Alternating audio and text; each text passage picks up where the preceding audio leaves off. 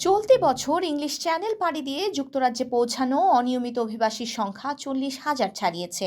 সাগর পেরিয়ে অবৈধ অভিবাসীরা ব্রিটেন পৌঁছালেও তাদের জন্য কোনো সুখবর নেই দেশটিতে। ইংলিশ চ্যানেল হয়ে অনিয়মিত অভিবাসন ঠেকাতে প্রবল চাপের মুখে রয়েছে ব্রিটিশ প্রধানমন্ত্রী কিয়ার স্টারমার।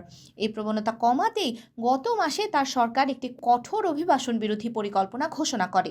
নতুন পরিকল্পনার আওতায় শরণার্থীদের রেসিডেন্স পারমিটের মেয়াদ 5 বছর থেকে কমিয়ে 2.5 বছর করা হচ্ছে। পাশাপাশি স্থায়ী রেসিডেন্স পারমিট পাওয়ার শর্ত আরও কঠিন করা হচ্ছে। ব্রিটিশ স্বরাষ্ট্রমন্ত্রী শাবানা মাহমুদ জানিয়েছেন, আশ্রয় প্রার্থীরা কেবল একবার আবেদন ও একবার আপিলের সুযোগ পাবেন। সরকারের আশায় এতে আশ্রয় সংক্রান্ত সিদ্ধান্ত দ্রুত নেওয়া সম্ভব হবে এবং প্রত্যাবাসন প্রক্রিয়াও ত্বরান্বিত হবে। তবে এসব কঠোর নীতির পরও উত্তর ফ্রান্সের ক্যালেতে অবস্থানরত অনেক অভিবাসী তাদের পরিকল্পনা পরিবর্তনে অনিচ্ছুক। কেউ কেউ নতুন নীতিমালার কথা জানেন না, আবার অনেকেই এত দীর্ঘ ও ঝুঁকিপূর্ণ পথ পাড়ি দিয়ে এসে এখন আর ফিরে যেতে রাজি নন। 2025 সালের 1 জানুয়ারি থেকে 17 ডিসেম্বর পর্যন্ত মোট 40,652 জন অভিবাসী ছোট নৌকায় করে ব্রিটিশ উপকূলে পৌঁছেছেন। সর্বশেষ 17 ডিসেম্বর একদিনেই 497 জন অভিবাসী ডোভার বন্দরে পৌঁছান।